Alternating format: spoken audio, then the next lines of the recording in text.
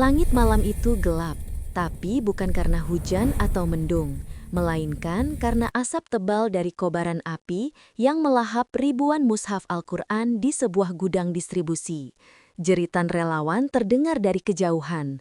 "Tolong, Al-Quran dibakar, ini mushaf untuk Palestina." Beberapa warga berlari, namun api sudah terlalu besar. Kardus-kardus bertuliskan, "Wakaf Quran untuk Gaza hancur jadi abu." Lembaran ayat-ayat suci berterbangan, terbakar di udara. Dan saat api mereda, aroma gosong bercampur bau tinta Al-Quran memenuhi udara. Tapi yang paling menyakitkan, seorang saksi melihat seorang berseragam militer membuang bensin langsung ke tumpukan mushaf, lalu tersenyum. Video 12 detik yang memperlihatkan kobaran api disertai suara takbir panik dari para relawan langsung viral.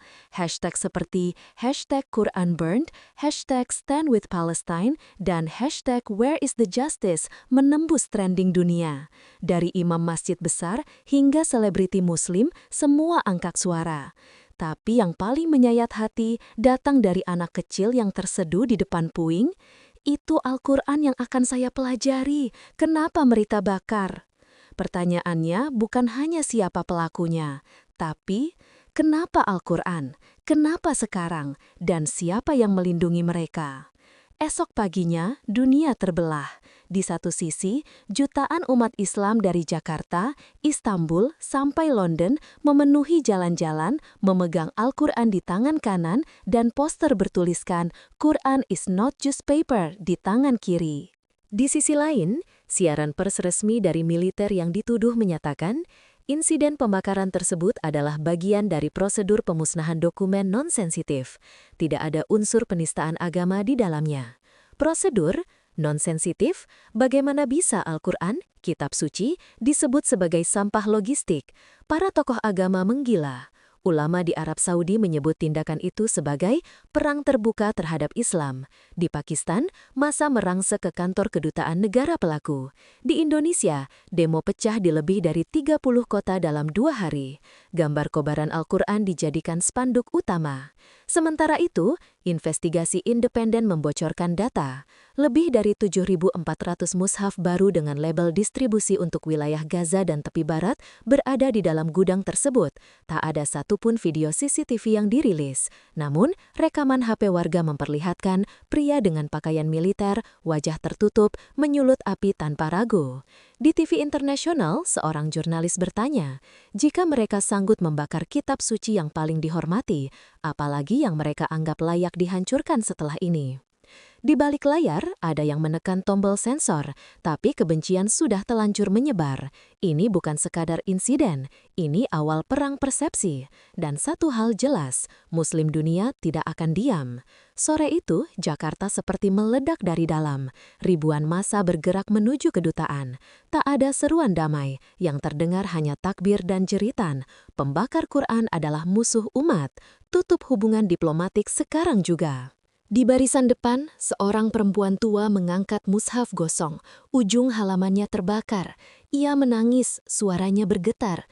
"Ini bukan kertas, ini hidup saya. Ini darah dan air mata orang-orang Gaza." Bentrok pecah. Polisi tak mampu menahan gelombang manusia yang membanjiri jalan-jalan utama. Bendera negara pelaku dibakar di depan kamera.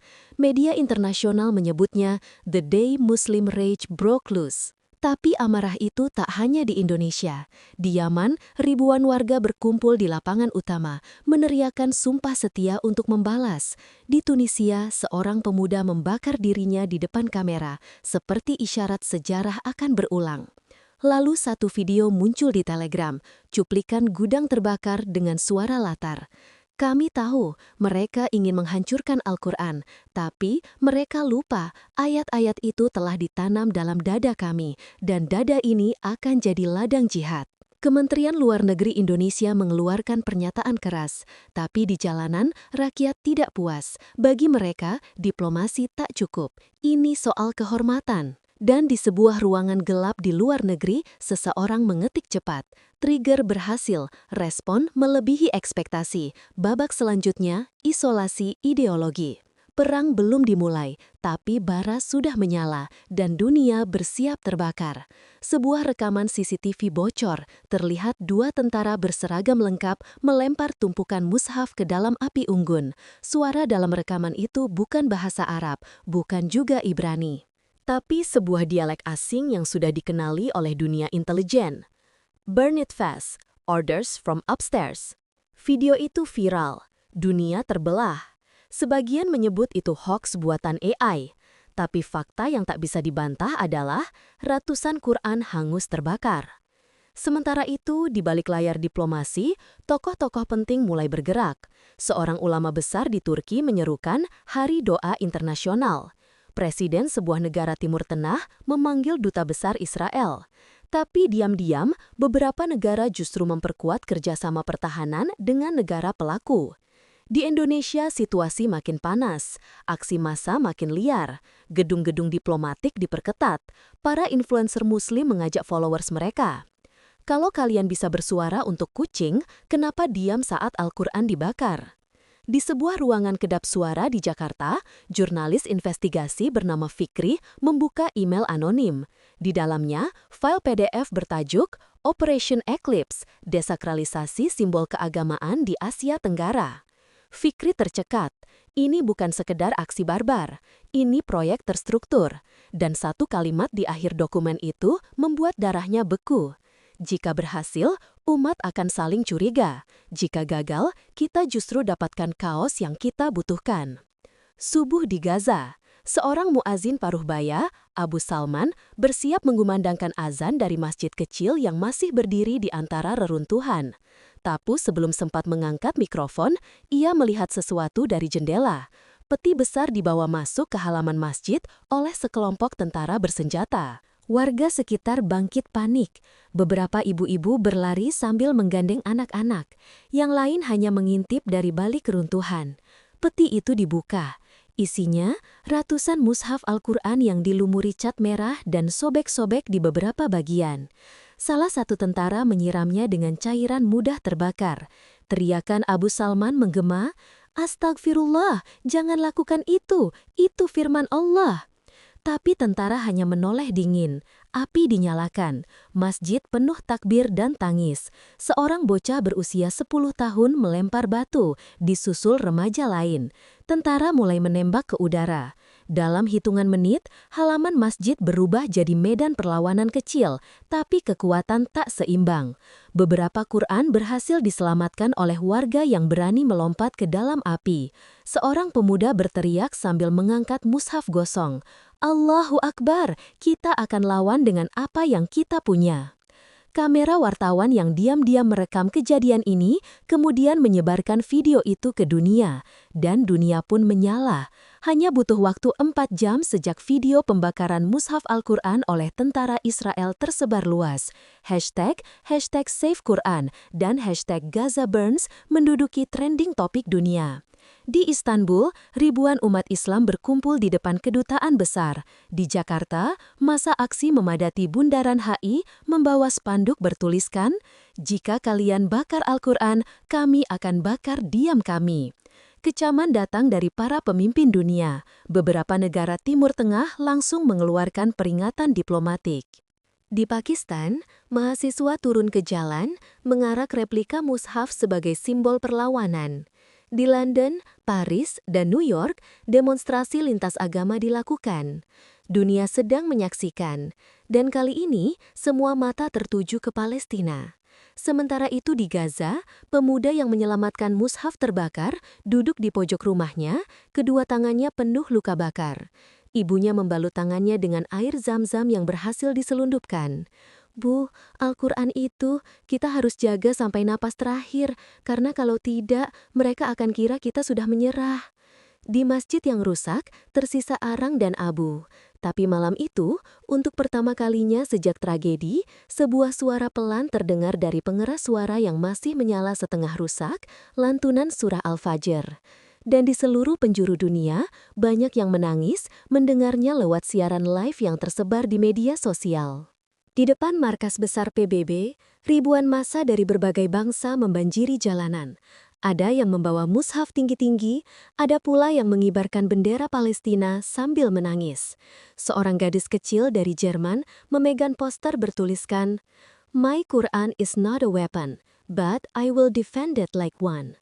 Layar-layar raksasa menayangkan detik-detik saat mushaf itu dibakar. Suara jeritan orang yang merekam video menjadi suara latar yang menghantui semua yang menonton.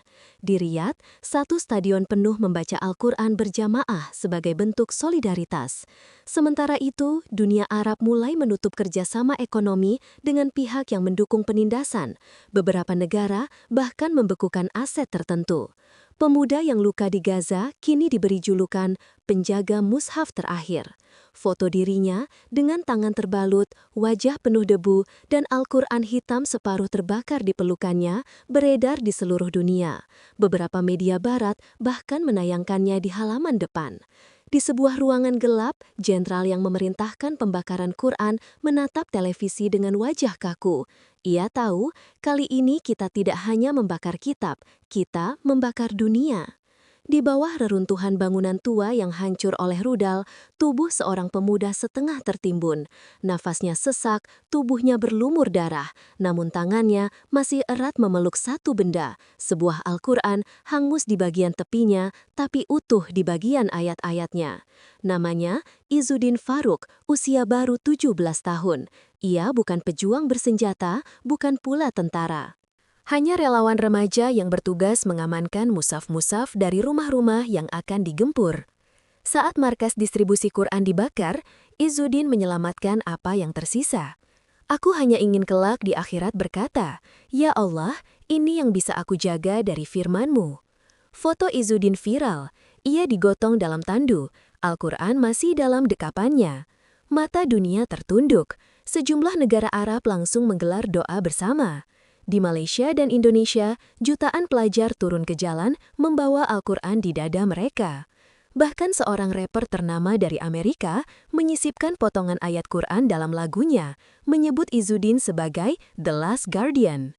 Di satu sisi, pemimpin militer yang memerintahkan pembakaran mushaf mulai diasingkan. Tekanan internasional tak tertahankan. Uni Emirat Arab mengusulkan tanggal 15 Ramadan sebagai Hari Internasional Perlindungan Kitab Suci. Dunia akhirnya bergerak karena satu pemuda dan satu mushaf. Tanggal 15 Ramadan. Matahari belum terbit di Jakarta, tapi jutaan pelajar, santri, dan warga sudah memenuhi jalan-jalan. Bukan unjuk rasa dengan teriakan, tapi dengan senyap. Semua menggenggam mushaf di dada, berdiri diam, memejamkan mata. Di Gaza, mereka menyebutnya Yaumul Mushaf, Hari Mushaf, hari saat dunia menunduk bukan karena takut, tapi karena malu. Di Istanbul, muazin menghentikan azan subuh setelah Hayya 'alal falah, diganti dengan lantunan ayat dari surat Al-Buruj. Sesungguhnya, orang-orang yang membakar orang mukmin dan mukminat, lalu mereka tidak bertaubat, maka bagi mereka azab jahanam dan azab neraka yang membakar. Suara itu menggema ke seluruh penjuru kota. Di Vatikan, Paus mengeluarkan pernyataan mengejutkan. Tidak ada agama yang pantas dibakar. Tidak ada kitab suci yang layak diinjak. Kami berdiri bersama Muslim hari ini. Kami berdiri bersama Al-Quran. Di Israel sendiri, gelombang protes dari warga Yahudi anti-Zionis menolak penghinaan terhadap kitab suci.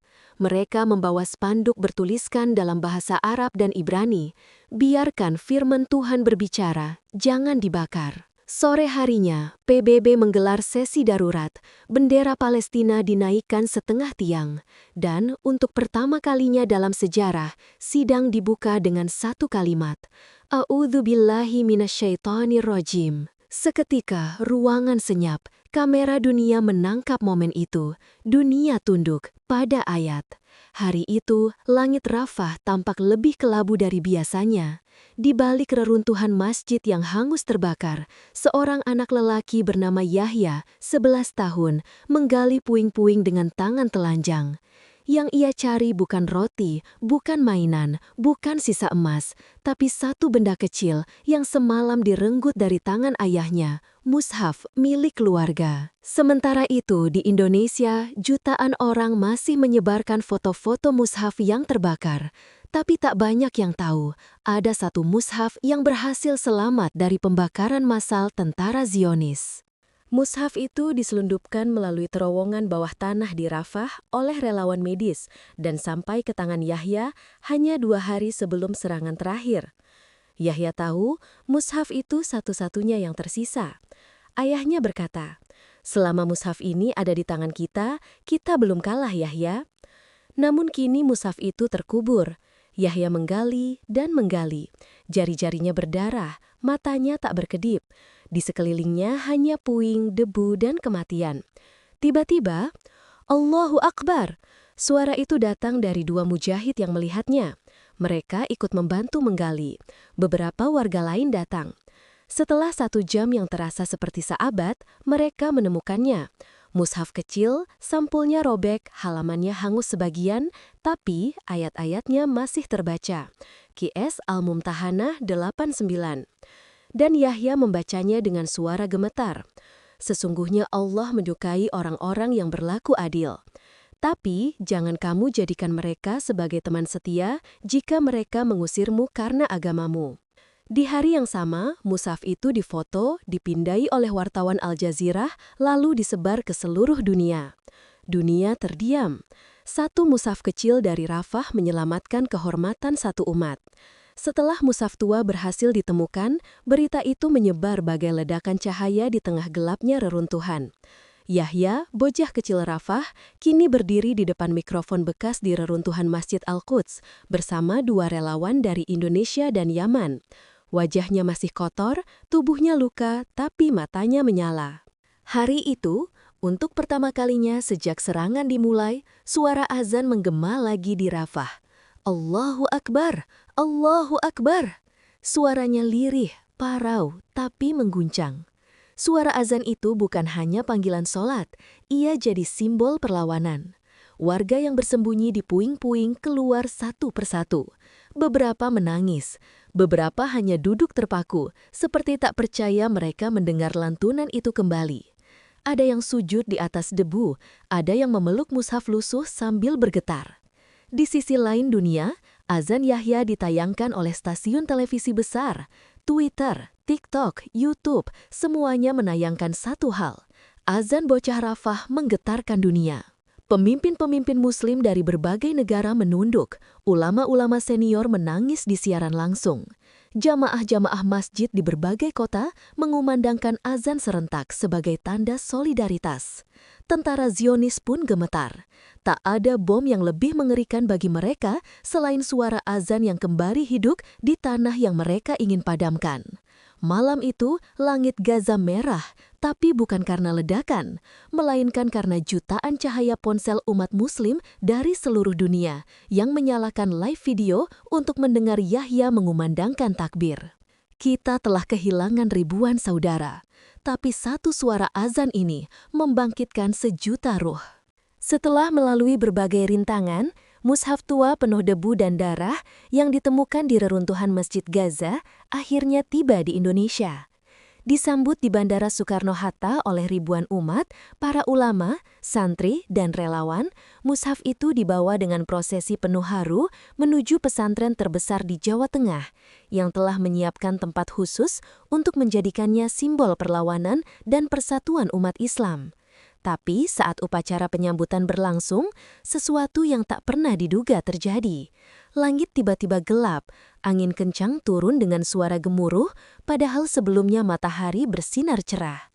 Semua orang memandang ke atas, beberapa menutup mushaf dengan tubuh mereka sendiri karena angin berputar seperti pusaran.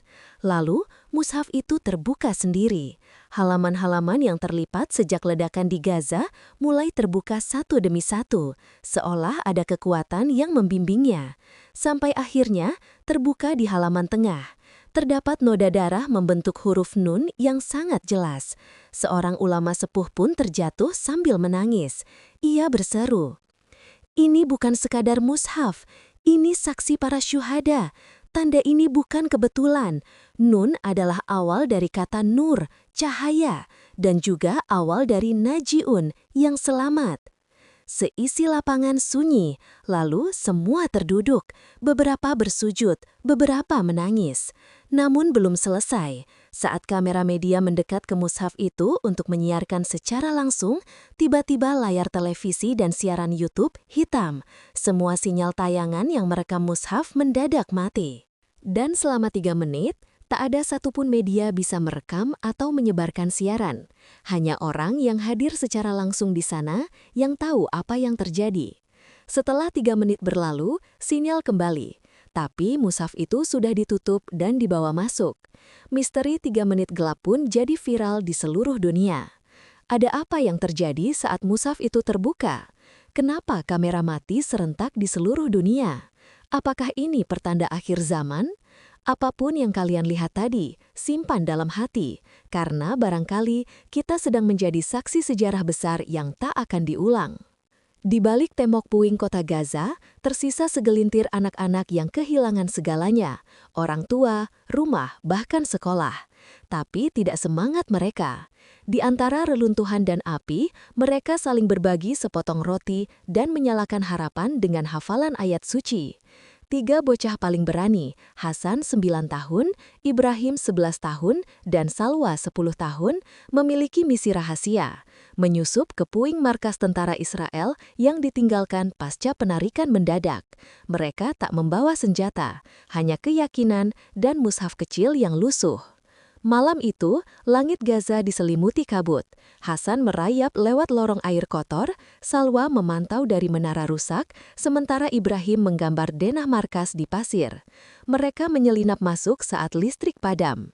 Di dalam ruangan bawah tanah, mereka menemukan sebuah server besar dan puluhan boks kontainer tertutup rapat. Namun yang membuat mereka gemetar, ada ratusan mushaf terbakar di lantai. Sebagian dijadikan bahan bakar untuk pemanas, sebagian lagi berlumur darah. Salwa berteriak tertahan sambil memeluk mushaf yang gosong itu. Mereka membakar Al-Quran. Hasan lalu membuka salah satu boks, dan mereka semua menahan napas. Isinya adalah dokumen rahasia, daftar target penyerangan, lokasi rumah-rumah warga sipil, dan rekaman interogasi terhadap anak-anak kecil. Mereka sadar ini lebih besar dari yang mereka bayangkan. Tanpa buang waktu, Ibrahim mencabut harddisk server dan memasukkan ke tas kain bersama beberapa lembar dokumen bukti. Mereka keluar di tengah hujan, berlari sambil dikejar suara sirine. Setibanya di kamp pengungsian, dokumen itu diberikan pada jurnalis asing yang sedang meliput. Dalam 24 jam, seluruh dunia gempar. Israel menyimpan bukti pelanggaran HAM yang nyata, dan anak-anak Palestinalah yang membongkarnya. Ketika dunia diam, suara paling jujur datang dari mulut bocah-bocah yang tidak pernah diajari takut. Setelah dokumen dan harddisk hasil penyusupan 3 anak Gaza viral di seluruh dunia, tekanan global terhadap Israel melonjak drastis. Video mereka dengan wajah berlumur debu dan suara lirih membacakan ayat suci diputar jutaan kali di media sosial. 1 Maret, Den Haag, gedung Mahkamah Internasional penuh sesak. Delegasi dari berbagai negara hadir. Sejumlah pemimpin dunia tampil angkuh, sementara sebagian lainnya menunduk malu. Di layar besar diputarkan rekaman. Mushaf terbakar di lantai markas militer. Bocah menangis sambil menunjukkan bekas luka interogasi. Daftar target warga sipil yang ditandatangani oleh perwira IDF. Suasana ruang sidang berubah mencekam. Beberapa perwakilan negara adidaya berusaha menepis, menyalahkan narasi settingan dan rekayasa propaganda. Namun satu suara dari juru bicara Afrika Selatan membuat semua terdiam. Jika kalian butuh jasad, Palestina punya ribuan. Jika kalian butuh bukti, anak-anak Gaza sudah mengorbankan segalanya. Masih juga kalian ragu untuk menyebut ini genosida? Di Gaza, pada saat yang sama, bom kembali meledak. Salwa kehilangan adiknya. Hasan kini hanya bisa menangis di tenda pengungsian. Ibrahim terluka parah dan kehilangan penglihatannya akibat serpihan peluru. Ironi dunia, saat bukti dibuka, justru pemboman diperparah. Bahkan seorang pilot Israel yang membelot menyatakan, Kami diperintahkan untuk tetap menyerang, bahkan saat media dunia menyorot. Alasannya sederhana, habiskan sebelum dunia terlanjur bersatu. Sidang formal penuh jas dan dasi. Suara azan yang tertutup ledakan di tanah Palestina. 3 Maret, 6.45, Gaza. Langit belum terang, asap tebal masih menggantung. Di puing-puing rumah sakit Al-Shifa yang luluh lantak, Salwa menggenggam mushaf kecil yang terbakar setengah. Tangannya gemetar, tapi suaranya lantang membaca. Dan janganlah kamu menyangka bahwa Allah lengah terhadap apa yang diperbuat oleh orang-orang yang zolim. Quran Ibrahim 42. Di tempat lain di dunia, Istanbul, jutaan orang turun ke jalan, takbir menggema, bendera Palestina dikibarkan dari balkon hingga masjid. Jakarta, ribuan pemuda melakukan aksi duduk di depan gedung PBB. Sebagian membawa poster bertuliskan, "Kami tidak buta, kami tidak diam, kami Palestina." London, imam muda berdiri di mimbar masjid tua. Ia bertanya, berapa banyak Al-Quran lagi yang harus dibakar? Berapa banyak anak yang harus mati sebelum kalian bergerak? Di media sosial muncul satu video pendek, Hasan, bocah yatim Gaza dengan suara lirih. Kalau dunia benar-benar peduli, kenapa rumahku masih dibom? Kalau Islam itu bersaudara, di mana kalian saat aku butuh pelukan? Hari itu menjadi sejarah, bukan karena sidang, bukan karena bantuan, tapi karena umat Islam akhirnya bangkit. Di masjid-masjid, khutbah Jumat serentak membahas Palestina. Penggalangan dana masif dilakukan. Pemerintah dipaksa bertindak atau akan ditinggal generasinya. Sementara itu di Gaza, Ibrahim kini kehilangan satu kakinya menatap ke kamera dengan senyum tipis. Kalau kami tidak mati hari ini, berarti kami harus hidup untuk menjadi saksi bahwa kalian pernah diam. Kisah ini bukan fiksi, ia adalah potongan dari luka yang nyata. Jika kamu membaca hingga akhir, berarti kamu tahu, diam adalah bagian dari kejahatan. Dan barang siapa yang tidak peduli pada urusan umat Islam, maka ia bukan bagian dari mereka. Hadis riwayat Tobrani.